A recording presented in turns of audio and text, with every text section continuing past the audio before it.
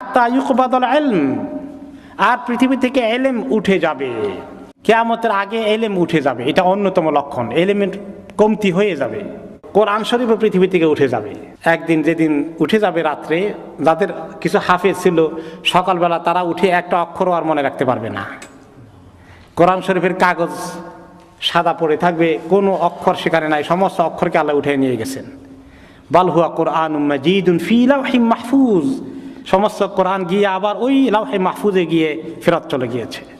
ওয়াজহারুল জাহাল, আর জাহাল মূর্খতা বাড়বে, লোকেরা ডিগ্রি নেবে, মাস্টার ডিগ্রি পিএইচডি হোল্ডার হবে, কিন্তু এলেম নাই।